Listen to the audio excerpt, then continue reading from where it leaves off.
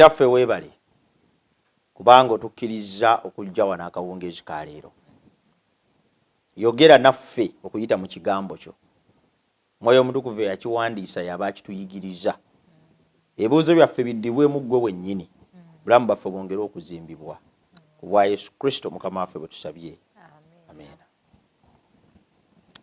Yesu yafiira ku myaka emeka? Ekituufu kiri nti tetuyinaawo lunyiriri lw'amangu lwe tuyinza kusoma ne lutuwa emyaka Yesu kwe yafiira. Teruliimu mu Bayibuli. Naye ebyafaayo bisobola okutulaga ekyo n'obuwanvu bw'obuweereza bwe yakola. Naye ekyo tukitandikira ku lunyiriri oluli mu Luka 3. Katusomeko wano Luka 3 (23). Kitabo kya Luka essula eyokusatu 23. Olunyiriri lwenjagala onsomereko wano tulabe. 3:23. Ngamba atya?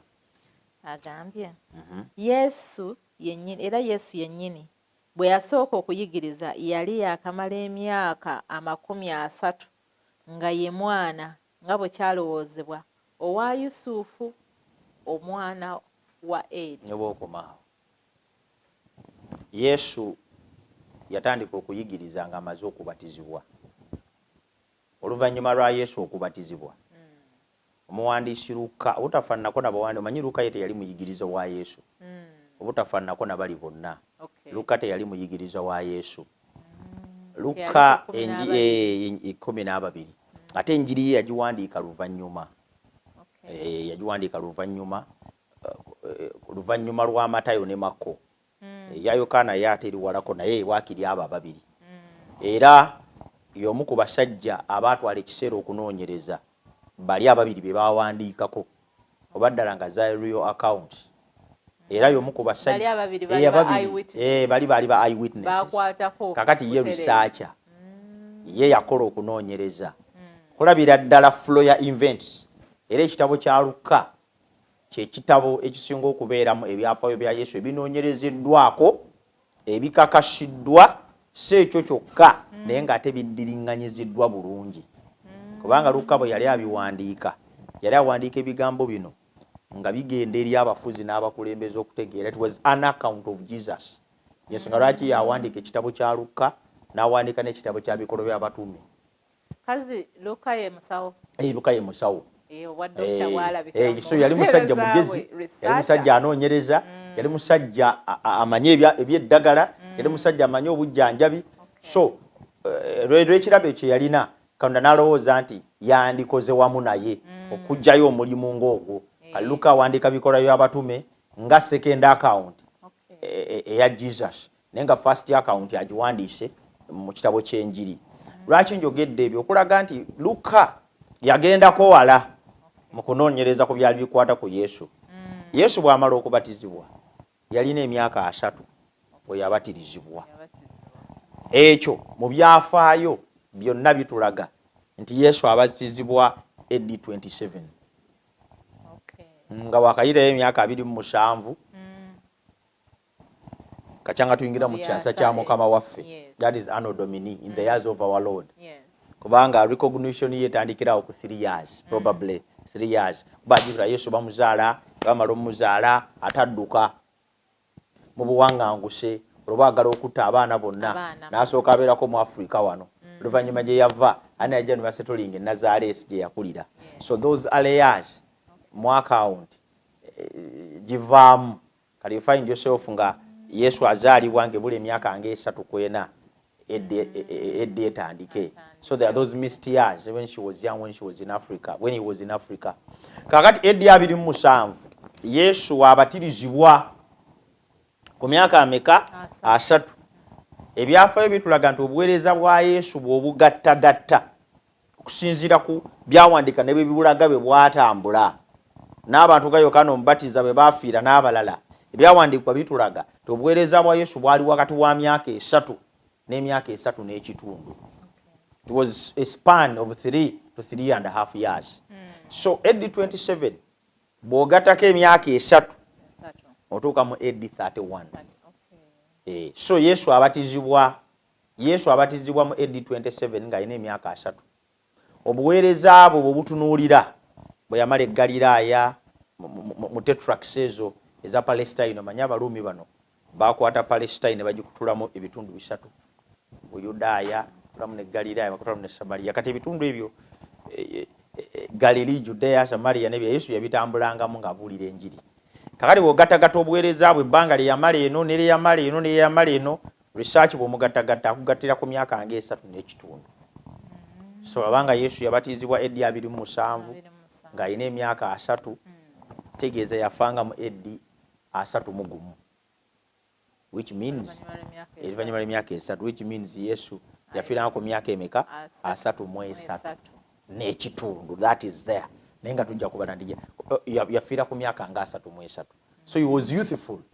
Yafa ali muvubuka. And the reason why he waited up to 30, manye emyaka 3 nnyabo gye watandikirako okubeera kabona. Wabeera kabona ku myaka ago ate ng'olina kuweereza ago. Wabeera kabona emyaka 3, wabeera kabona emyaka 3 ate n'oweerezaayo 2, bwe waweezanga 5 gwe nga bakujja ku gundi ku listi y'abakabona abaweerezanga buli lunaku. Wali nga tokyasobola kusavinga daily sacrifices n'ebirala. Naye abooluganda baali bayinza n'omuganya okugimalako egy'emyaka. So Jesus waited up to 30. N'abatizibwa myaka gyennyini egy'obwakabona. Banga he is our high priest. Yandibadde yabatirizibwa ku myaka 13 oba 15. N'ebyo bandiko bimwogerako nga kasaaba kabona. So saba kabona ku myaka 3. Nako kuli significant nnyo to a level nti yalina kubatizibwa ku myaka 3. Wow. Okujjayo ekiri ky'abakabona at 30. Kati at 30 ne mu Isirayiri kati awo baakubalanga nti ogundidde oli musajja mukulu ovudde mu bavubuka. Olwalyoka abeere kabona asaanidde. It is the age of transition. Bayinangayo 12 nga bayinayo 20 nga bayinayo ne 30. 12 wali ova mu childhood. Kuyingira youthful. 12 years zalinga mikulu. Omwana gye yasookanga n'okugenda ku tempo. Myaka 12. Kati ne bakuwayo emirala 18. That is the youthful age. Emyaka gy'obuvubuka. Bwewezanga 3 kati walinga muntu mukulu. Olwo kati nga basobola n'okuwa obwakabona n'obuweereza obulala bwonna mu ngeri y'enjawulo. So Yesu yafiira ku myaka 33. Lwaki yafa mangu? Yesu n'obuvunaanyizibwa bwe yalina baali tebumuganya kweza myaka 2 paka 5 ng'ali wano. N'abaali bamulonda nabo baali bamulonda. His humanity could not withstand the pressure for 20 years. Yali tasobola. It was too immense. The pressure was too high for him. And secondly, he had a prophecy to fulfill. Kubanga Yesu emyaka gye yafiiramu nayo gyeni gyali gibalwa. Obwo nabbi bwa Daniel.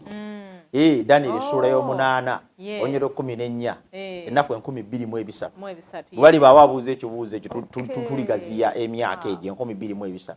Gyali giragana ddi lwalifa. Era gyo gyali gitubulira mu AD 31 Yesu yalina okubanga afa. Kubanga emakkati ga wiiki esembayo eya sabbiiti ensanvu ziri nti nga sabbiiti etandika, that is AD 27, n'afukibwako amafuta. Wakati wa wiiki esembayo n'asalibwako cut off. Kati ate wiiki weggwerako ennaku z'Abayudaaya ne zikola ki? Ne ziggwako nga batta Stefano. So it was prophetic. So teyafa bufi bw'atyo. Yali alina timeline kwatambuliza obulamu. Yes. Kwega weewuunya n'engeri Katonda gyali nti events zennyini zifiitingira ddala ne zigiira ddala mu bunnabbi. Ekitulaga nti God understands us so much. Ekyo kirina okutuwa n'essuubi n'okumanya nti buli kimu kiri mu mikono gya Katonda. God is in control. We should have hope. Katonda n'awa timeline ya myaka 23 buli kimu ne kituukirira nga tewali kiguddemu, nga tewali kisobye. Gwe n'obeereyo n'olowooza nti Katonda takufaako. Ensi ya Mukama n'olowooza nga tamanyi biseera bya mu maaso. Ndowooza tumwesige. Olaba yateekateeka ebiseera bya Kristo era ne bituukirira. N'ebyaffe. Ndowooza n'ebyaffe abimanyi. Bwe tunaamwesiga ajja bituyisaamu. In the right time, Mukama ajja kukola ekisingako obulungi gye tuli. Omwagala bw'owulira ng'otendewaliddwa ng'owulira okooye togwamu maanyi, kubanga kino kye tuva okuyiga olwaleero kitulaze nti Katonda abeera on point. Takeera ate takeerewa. ate nga n'ekigenda mu maaso aba akimanyi. So kati si nsonga ki ky'oyitamu, obwesigwa bwo kyekikulu okusigala ng'okyali ku mulamu ogwo okumunywererako n'okumusinza nga bwe kitugwanira okukola. Toyanza Nyamusumba, toyanzeege amiina olw'okuddamu okwo.